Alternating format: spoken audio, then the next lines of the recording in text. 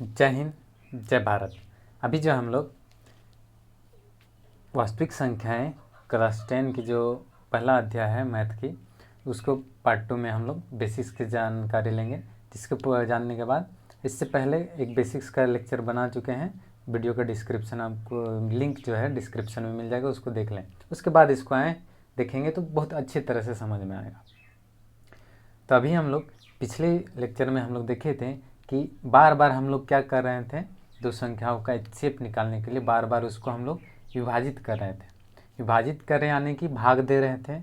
तो इसलिए जो है, और उसको हम लोग एक फॉर्मूला के रूप में व्यक्त कर दिए थे, ए बराबर बी क्यू प्लस आर। उसी को हम लोग कहते हैं यूक्लिड विभाजन एल्गोरिथम या फिर यूक्लिड विभाजन प्रमेयिका। ठीक है, तो यूक्लिड विभाजन प्रमेयिका कहता है कि ए और बी कोई धनात्मक पूर्णांक है, ए और बी कोई दो धनात्मक पूर्णांक है, तो ऐसी दो अद्वितीय क्यू और आर धनात्मक पूर्णांक मिलेंगे हमको जहां ए बराबर बी क्यू प्लस आर होगा और ये आर जो है 0 से बड़ा होगा या फिर उसके बराबर होगा, और ये जो है आर बी से छोटा भी होगा। ये कहता है यूक्लिड विभाजन एल्गोरिथम। और ये जो फार्मूला लिखता है यूक्लिड विभाजन एल्गोरिथम, ये कुछ नहीं है, बस यही है कि भाज्य बराबर जो है भाजक गुना भागफल प्लस शेषफल। इसी को वो बार बार करते रहता है, दोहराते रहता है, और फिर उसका एचसीएफ निकलता है। कैसे, वो हम लोग पिछले वीडियो में देख चुके हैं, तो उसको देख लें फिर इसको देखें। तो आगे हम लोग जानेंगे कि यहाँ जो है ये दो संख्याएं हैं, ये दोनों को जो है हम लोग दोनों का एचसीएफ निकालते हैं। फिर इसको जानेंगे, इसका जो है यूक्लिड विभाजन एल्गोरिथम प्रमेय का उपयोग और भी कुछ निकालने के लिए करेंगे, जैसे कि दो समपूर्णांक, धनात्मक समपूर्णांक, ये सब आगे जानेंगे। तो पहले ये तो देख लेते हैं कि कौन सा है 40, 52 और इसका। तो इसका दोनों का एचसीएफ निकालने के लिए इसको क्या करते हैं, उससे डिवाइड करते हैं। तो 4 या 12 हो जाएगा, 3 बार में देते हैं। 3 दूनी 6, 3 5 15, 3 चौके 12, यहाँ बचेगा 6, 2, 4। ठीक है, 420 इधर तो ख़त्म हो गया। फिर इसको जो है उठा के यहाँ ले आएंगे, ठीक है ना। फिर इसको इससे भाग देंगे, तो फिर से 9 बार में देते हैं। 9 0, ठीक है। तो ये हो जाएगा यहाँ पे 2, 15 में 8 गया तो 7, 2, फिर इसको 420 को यहाँ ले आते हैं। तो देखिए 2 बार में देंगे तो 2 दूनी 400 तो हो जाएगा, लेकिन 72 को 2 गुना करेंगे तो फिर 140 हो जाएगा, तो यानी कि 500 कुछ आएगा। तो इसलिए एक बार में देते हैं 272। तो यहाँ हो जाएगा हमारा 8 4 1, फिर 272। तो इसको अगर 2 बार में देंगे तो 200 होगा, और 40 40 80 हो जाएगा। तो इसलिए एक ही बार में देते हैं। फिर इसको माइनस करेंगे तो 12 में 8 गया तो 4, 6 में 4 गया तो 2, 124, फिर आ गया 148। तो 148 को इसको कितना देंगे, 2 बार में नहीं, 2 बार में देंगे तो 100 100 200 हो जाएगा ना। तो इसको एक ही बार में देंगे 124, तो बचेगा कितना हम लोग का, 24 आ जाएगा। फिर हो गया 124, इसको भाग देंगे। तो इसको भाग दे के देखते हैं, 3 चौके 12, 2 बार में देंगे तो नहीं, 3 बार, 7 बार में देंगे तो 14, 6 बार में देंगे तो 6 चौके 24, इसलिए इसको हम लोग 5 बार में देते हैं। 5 चौके 20, 2 5 दूनी 10 और 2 12, फिर बचा 4, फिर कितना हो गया 24, 24 4 छक्के हो गया 24। तो यहाँ पे आया है 0, यहाँ पे आ गया है 0। तो इसको जो है हम लोग इस फॉर्म में लिखते हैं, किसमें, ए बराबर बी क्यू प्लस आर के रूप में। जब इस पूरा विभाजन की प्रक्रिया को लिखेंगे तो ये क्या है हमारा भाज्य, बी के भाज्य बराबर क्या होता है, देखिए ए बराबर बी क्यू प्लस आर, यानी कि बी गुना क्यू। तो बी क्या है यहाँ पे, भाजक, क्यू क्या है, भागफल है, और आर क्या है, शेष। ठीक है, तो उसी को हम लोग लिखेंगे यहाँ पे। तो यहाँ पे सबसे पहले देखिए शुरू में जो है भाज्य क्या है, ये 1 2 5 7 6। इसको क्या लिख सकते हैं हम लोग, भाज्य बराबर भाजक गुना भागफल, यानी कि 4 0 5 2 गुना 3 प्लस शेषफल जो बचा था 420। ठीक है, अब यहाँ पर जब भाग दिए तो ये हो जाएगा हमारा भाज्य 4 0 5 2 भाज्य बराबर, फिर ये भाजक हो जाएगा, ये भाजक गुना भागफल, और प्लस में ये बचा था शेषफल, तो 420 गुना 9 प्लस 272। फिर जब यहाँ पे भाग दे रहे थे तो ये भाज्य यहाँ पे कौन है, 420 भाज्य बराबर भाजक कौन है यहाँ पे 272 गुना भागफल कौन है 1 प्लस शेषफल कितना आया था यहाँ पे 148। फिर इसी तरह से 272 को लिखेंगे 148 गुना 1 प्लस 124, फिर उसको 148 को लिखेंगे, यानी कि यहाँ से अगर देखेंगे तो इसको यहाँ पे लाए हैं, फिर इसको यहाँ पे, फिर इसको यहाँ लाए और 124 से फिर उसको भाग देंगे। तो कितने बार में दिए हैं, एक बार में, तो फिर यहाँ पे बचा था कितना 24। ठीक है, फिर 24 124 आ जाएगा यहाँ पे,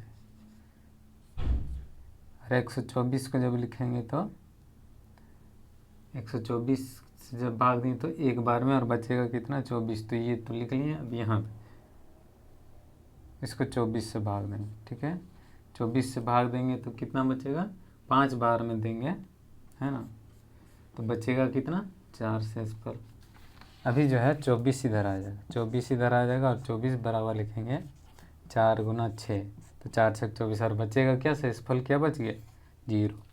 तो जिस जगह इस शेषफल 0 आएगा इस तरह से भाग देते जाएंगे, और जहाँ पे हम लोग को शेषफल 0 मिल जाता है तो इस वाले भाग में, इस पार्ट में यहाँ पे देखेंगे कि यहाँ पे भाजक कौन है, तो भाजक यहाँ पे 4 है, यहाँ पे भाजक 4 है।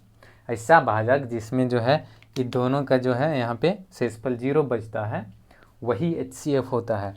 तो इसलिए 40 52 और ये दोनों का जो HCF कहाँ पे 0 आया है, 4 पे, और यहाँ पे भाजक क्या है 4 है, इसलिए यहाँ पे ये HCF हो जाएगा 4, है ना। तो इसलिए यहाँ पे लिखेंगे कि HCF ऑफ 40 52 और बराबर 4। ये इसे इस तरह से लिखें, मतलब कि ये दोनों का HCF जो है 4 है। यहाँ से हम लोग एक और कंक्लूजन निकाल सकते हैं, और वो कंक्लूजन ये होगा, बहुत ही अच्छा है, देखने में अभी मज़ा आएगा, बहुत ही इंटरेस्टिंग है, आपको पता भी नहीं होगा कि ऐसा भी हो सकता है। यहाँ पे देखिए, यहाँ पे हम लोग आखिर जब इसको देखेंगे, अगर इसको ध्यान से देखेंगे, देखिए यहाँ पे इस लाइन को देखेंगे तो यहाँ पे देखिए क्या लिखे, 40 52 और इसका, यानी कि ये और ये दोनों का HCF क्या लिखे हैं 4 लिखे हैं ना। तो यहाँ पर जो है, अब दूसरे लाइन पे जाते हैं, तो दूसरे लाइन पे यहाँ पे क्या है 420 और 40 52, तो HCF ऑफ 420 और 40 52 ये कितना होगा। ठीक है, उसी तरह से ये 272 है और ये 420 है, तो HCF ऑफ 272 और 420 क्या हो सकता है। फिर इस तरह से 148 है और 272 है,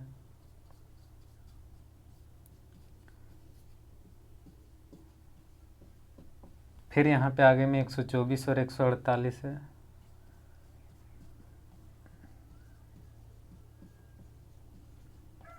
और फिर 24 और 124, HCF ऑफ 24 और 124। तो ये सब का HCF का होगा, इसका तो हम लोग लिख ही चुके हैं कि इसका और ये 24 और 6 आ गया ना, 6 और 24, तो HCF ऑफ 4 और 24।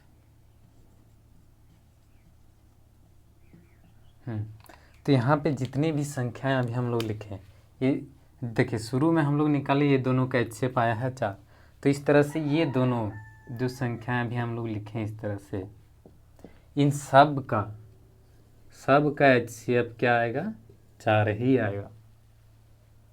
ये फायदा है यूक्लिड विभाजन एल्गोरिथम का। वैसे तो HCF हम लोग निकालेंगे तो दोनों का ही 4 आएगा, तो ये फायदा है कि बार बार भाग दे करके निकालने का, तो ये होता है यूक्लिड विभाजन एल्गोरिथम का फ़ायदा। ठीक है, अब उसका आगे हम लोग 2 क्वेश्चंस बनाएंगे, देखेंगे कि इसमें जो है और मज़ा आने वाला है। अभी पहले तो हम लोग देखते हैं कि कोई सम जो है, सम संख्या क्या होता है, और कुछ विषम संख्या जो होती है उसको हम लोग पता कैसे करते हैं कि कोई जो है एक सम है और दूसरा विषम है। तो देखिए यहाँ पे ध्यान से, सम यानी कि 4 है, 6 है, 8 है, 10 है, कोई सम संख्या ये पता करते हैं हम लोग देख के कि ये 2 से विभाजित हो रहा है कि नहीं। 2 से विभाजित हो रहा है तो क्या है, ये सम संख्या, 2 से पूरी तरह से विभाजित हो रहा, ठीक है, तो ये सम संख्या। और अगर 2 से पूरी तरह से विभाजित नहीं हो रहा है तो वो संख्या क्या हो जाएगा, विषम संख्या हो जाएगा। ठीक है,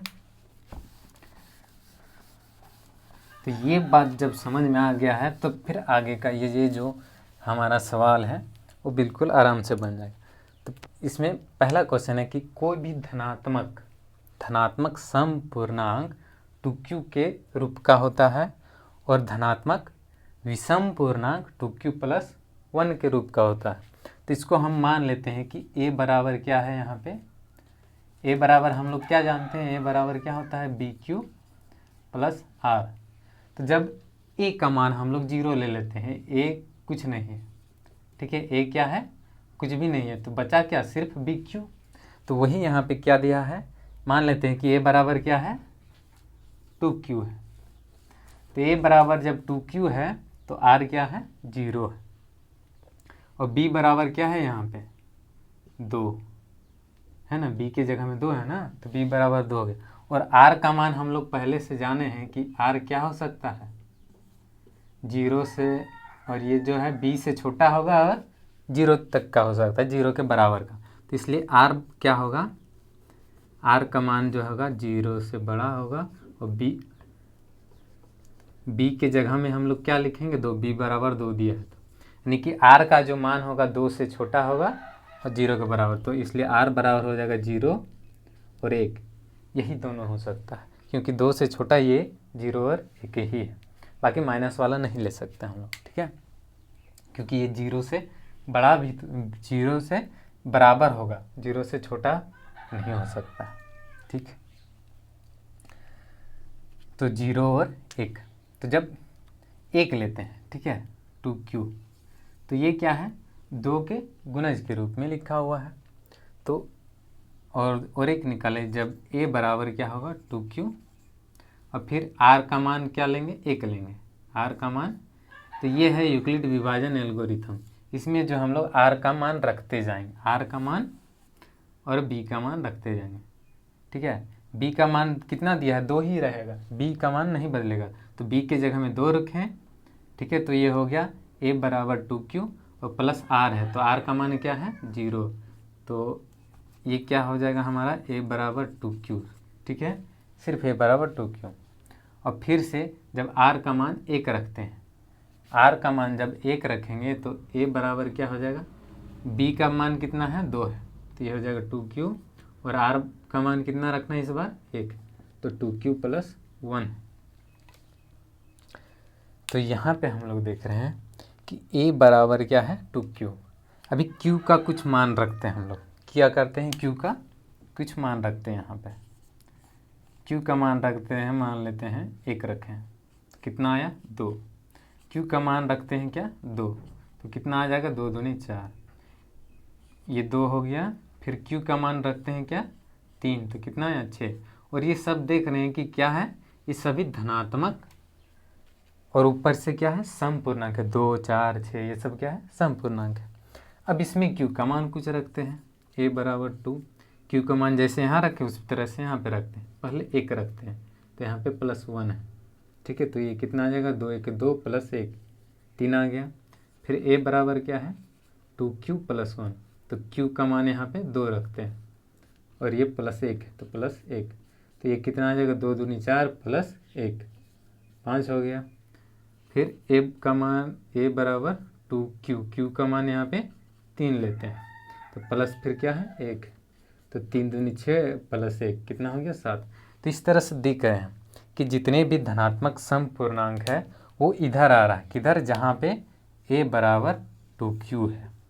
और धनात्मक ये सब क्या है 3 5 7 इस तरह से 9, ये सब जो जितने भी धनात्मक विषम पूर्णांक है वही कह रहा था धनात्मक सम पूर्णांक 2q के रूप में होगा और धनात्मक विषम पूर्णांक जो है 2q + 1 के रूप में होगा। तो इसलिए हम लोग कह सकते हैं कि जितने भी धनात्मक सम पूर्णांक है वो a बराबर 2q के रूप के होगा। किसका रूप का होगा 2q के। और जितने भी धनात्मक विषम पूर्णांक है वो a बराबर 2q + 1 के रूप का होगा, ठीक। तो इसके बाद आते हैं हम लोग किसी दूसरे क्वेश्चन पे। तो इसके बाद जो है जितने भी डाउट्स होंगे आप लोग पूछ सकते हैं कमेंट पे। और देखिए अब ये दूसरा क्वेश्चन है, यहाँ पे ये सवाल यहाँ पे है, ये अकेला है यहाँ से, ठीक है। तो ये कहता है कि धनात्मक प्लस है यानी कि धनात्मक, तो धनात्मक विषम पूर्णांक जो है 4q + 1 और 4q + 3 के रूप का होगा। तो यहाँ पे देखें कि a बराबर क्या होता है bq + r। यहाँ पे यूक्लिड विभाजन एल्गोरिथम ये जो है इसी का उपयोग हम लोग कर रहे हैं और अभी फिर करेंगे यहाँ पे कि विषम पूर्णांक जितना भी है धनात्मक वो ये दोनों के रूप का होता है, ठीक है। तो यहाँ पर मान लेते हैं कि a बराबर क्या है 4q + 1, 4q + 1, ठीक है। तो यहाँ पे b के जगह में क्या है 4, यानी कि b का मान कितना है 4 है। तो जब r का मान फिर क्या निकलेगा इस तरह से, r क्या होता है b से छोटा, तो b बराबर कितना है 4, तो b के जगह में इसलिए हम लोग लिखेंगे 4। इस तरह से होता है ना, तो r को r ये जैसा है वैसे ही सब लिख दिए, लेकिन b के जगह में सिर्फ क्या लिखे हैं 4। तो इसलिए r का मान कितना कितना हो जाएगा 0 होगा, 1 2 और 3। देखिए 4 से छोटा है और 0 के बराबर हो या उससे बड़ा है।